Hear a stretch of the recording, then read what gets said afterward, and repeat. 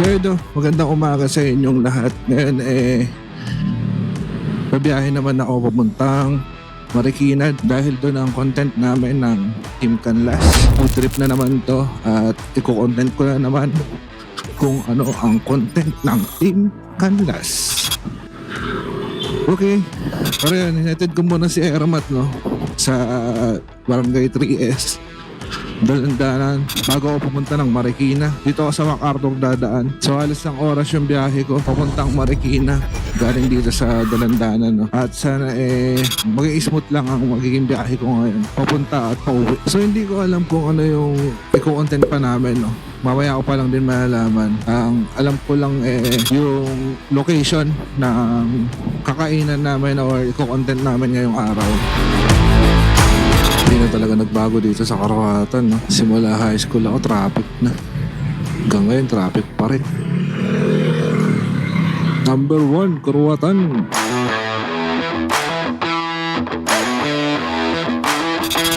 Suggest nga kayo ng pwedeng maging unang ride namin neto ni Lexi. Yung yung hindi naman ganong kalayuan. Baka mamaya mag-Philippine loop ako bigla. Pero hindi, yung saktuhan lang hindi ganon kalayo. Hindi naman din ganong kalapit. Pero napakaganda ng lugar. Yung kumbaga pag napuntahan mo nature na. Ma-experience mo yung nature. Hindi man makapag-camping alam mo yun, maski sandaling takas lang dito sa syudad. Pwede yung Tanay. Kaso, ilang beses na rin ako nakapunta ng Tanay. Kung sa norte naman, maganda? DRT? Masyado na kasi malayo yung mga Sambales Kasi medyo limited ang aking time. Naks, limited on time. Sobrang busy yun. Monumento, Circle. Dito may kita mo SM Grand, Hypermarket, at mga paborito ng mga tito nyong puntahan. Andito yan sa Monumento, dito sa MacArthur. Ang mga tito nyong mahilig sa kantahan, makapag long ride, gusto kong bumiyahe, gamit lang to si Lex. As in, lang talaga, quick ride lang. Nakaraan kasi, di ba, parang 2023 yun, gamit ko pa yung ADB ko. Breakfast ride kami sa may Tanay. Wala lang. Ganda lang kasi doon. Din, malamig. Ang aga pa namin umalis parang alas 3, wala pang liwanag. Bumiyahe na kami, Pero tingnan ko, kung may mapupusuan ako kung may masasuggest kayo, saan masarap mag-breakfast nang nakamotor lang? So good, biyahe muna ako. Mamaya na lang ulit, guys. Bye-bye. Nandito na ako sa Camias Road. Sa may, I think, Quezon City pa rin naman to. Wow, I think there's a magic about you and me. Ooh! 14 minutes lang daw. Doon ako sa location na. Kaya nag-on na ulit ako ng aking camera. So ito, naalala ko lang. Tiga Marikina, yung coach ko ng college, si Coach Boy Delistan. Shout out sa'yo, Coach! So siya yung coach ko sa QE. Shoutout na rin sa mga teammate ko, paring Jumel, paring GK, paring AJ, paring Alvin, paring Richard. Yung mga naging teammate ko sa UE. Napang reunion na nagaganap ulit para sa amin. Puro setup lang, puro plano lang. Wala bang nangyayaring reunion.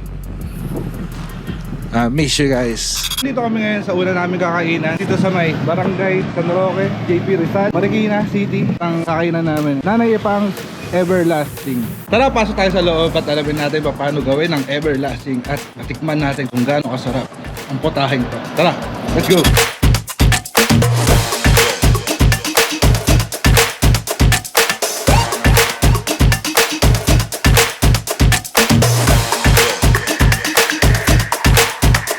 Okay guys, napanood na yung papadulutuin ng Everlasting. Ito na siya. Aba! Ayan na siya, ayan na Everlasting. Tapos may patong na Monay. Lager ka na? So mamaya, titikman muna nila. Lager ka na ngayon? Content ko to Nakontent mo ba yan? Kinontent mo na naman yung content ko Alam mo naman ako ganun lang ako Solid ka na nga Ko-content ko ang content ng Team Canlas. Alam ko na yan. Wala silang magagawa.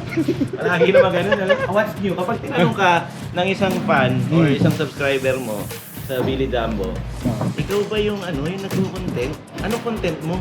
Kino-content ko yung content ng Team Canlas. Tapos ay kain din ako sa kanila. Napaka-original naman ang content mo. Ganun talaga, tol. Umayo ka't magparami. Gamitan na, Magparami ng content. gamitan na kasi ngayon eh. Walang Nauna na. Mamaya matitikman naman natin yan. Tiis-tiis lang tayo sa paghihintay.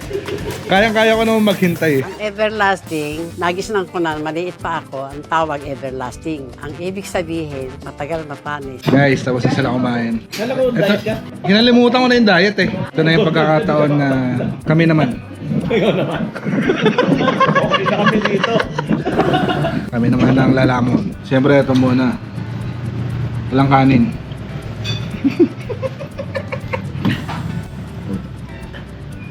Ang butido nga, no? Subukan natin sa kanin, siyempre.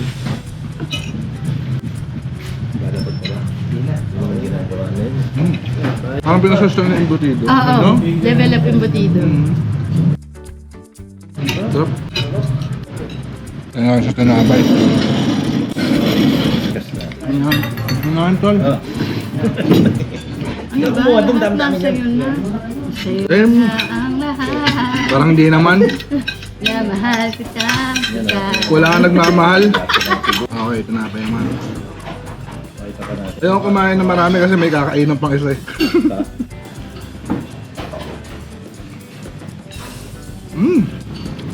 Pa-vlog pa nga oh. Gusto mo ako na viral niya?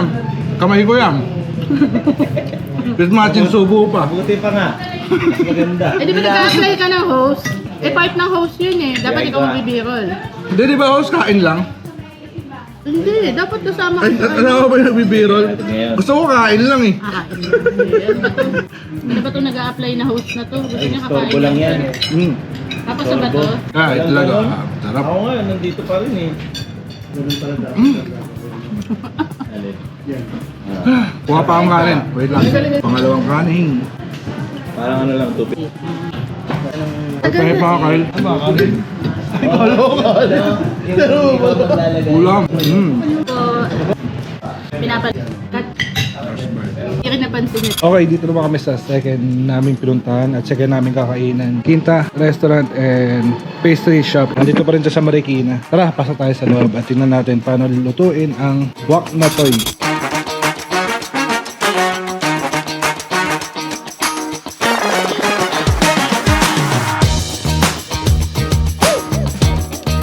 Okay, kami muna na.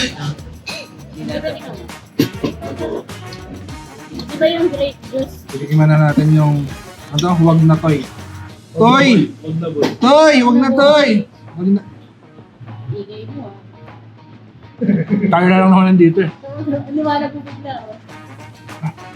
Medyo harsh. Minuwayo ka. So gusto ko walang atay. Hindi nagpo-vlog eh. Ay, ito pala. Hindi ko napakita kanina sa thesis ng model naman talaga kami ito. Ito yung parang sinigang version nila. Pero sa bayabas ni Tuto. Tapos may patola pa. Oh. Tapos baka yung karne. Oh, grabe. Ano sa yung dahon na to? Hindi lang ako sure. Pero, hindi ba to? Ang ganun. Comment nyo lang sa baba. First time makakapagin nito. Prepare ka lang dito. Hindi, prepare ka lang. May nag-a-apply na host, okay ko pala. Ano ba yung ano gusto mo? Hingi lang ako na. Kahit late ka ngayon.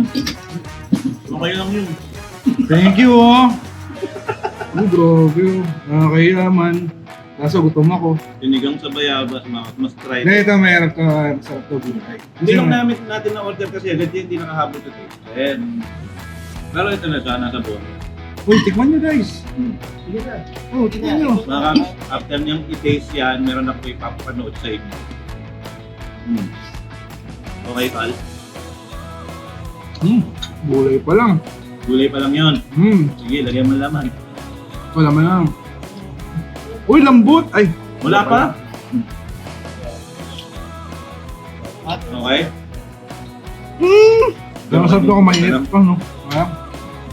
Ipag eh. Kailangan ng kanin, ha? Baka tumaba ka sa'yo. Guys, tapos na kami mag-vlog, no? May take out pa ako, ha? Salamat po sa inyo. Ay, uwi ko na yan, yung puto. Oo. Buksan mo muna. Patay nga. Di mo ba nabibirol to? Yung lagkit niya. Ay, ang cute naman yan. Ayan. Mako na ka. Biro mo lagkit.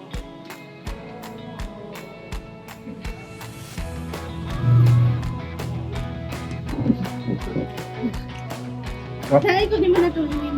Ha? Sige, ako na bahala dyan. Bye-bye. Bye! Update na lang. Bye, the late Gini Jumbo. Bye guys! Bye-bye. Ayun o, may mga take-out pa ako. Late ka na nga, nag-take-out ka pa. Ayaw ka lang kaso pa kay Lexi. Ingat! So yun nga, natapos na kami mag-shoot dito sa Marikina. Nag-iwalay na rin kami dahil bukas meron pa kami i-shoot din. So yun lang, natikman namin ang iba-ibang lumang potahe dito sa Marikina na dito nagsimula. Yun nga yung everlasting wak na toy. Everlasting, kaya siya tinawag na everlasting. Hindi siya matagal o hindi siya napapanis. Sarap nun, promise para siyang mas pinasarap na embutido. Parang ganun yung para sa akin. Then yung wak na toy naman, para siyang menudo pero mas matamis. Siguro dahil sa pickles. Di ako sure, di ako expert pero ayun lang yun naman yung tingin ko. At wala siyang patatas at carrots. Almost same lang naman sila mga sangkap. Tapos iba lang yung way ng pagluluto. Medyo matagal yung process ng pagluluto nung everlasting. So para sa akin yung dalawang putahe na yun masarap. At yun nga, sobrang tagal na nung recipe na yun na nagkaroon ako ng chance na matikman yung ganun na putahe. So yun lang sana maski pa paano na-enjoy nyo yung pagpuputrip ko kasama ang Team Canlas. At sana maski pa paano natuwa kayo at napapasalamat pa rin ako sa mga andyan pa rin na nanonood. Pero tingin ko hanggang dito na lang ang aking video. Muli ako si Jumbo at ito ang motor kong si Lexi at ito ang maliit kong kwento. Peace out! Kasi may in-order ako online para sa motor kong si Lexi.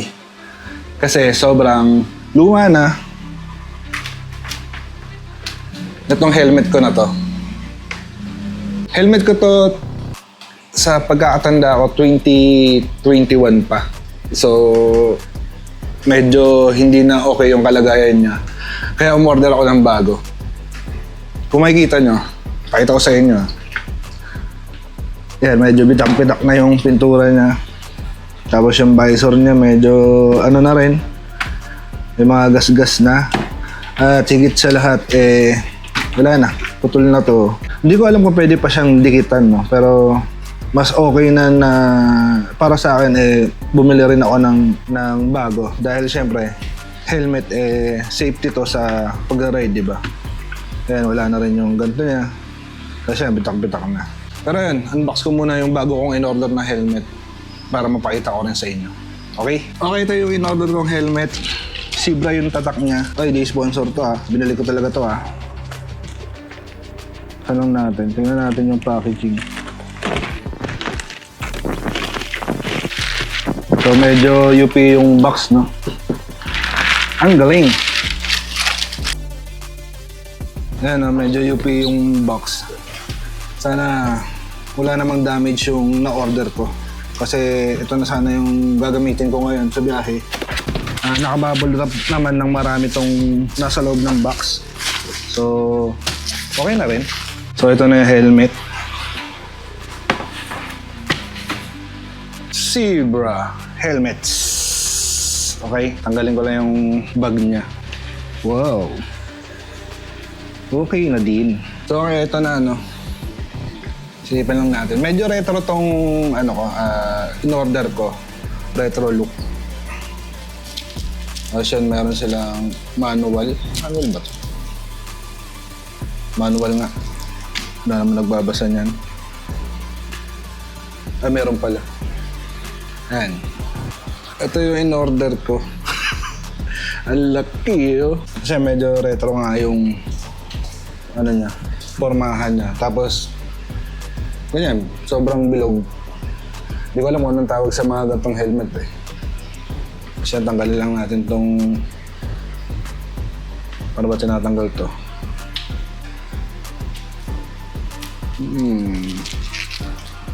Ang linis. Okay, wala naman damage yung dumating na helmet, no? Pinili ko yung malaking ganito, yung visor, yung malaki yung malaok yung kita. Kasi yung iba, di ba, parang ang liit lang. Parang tulad ng isa kong helmet. Ano lang yun eh, parang ganito lang.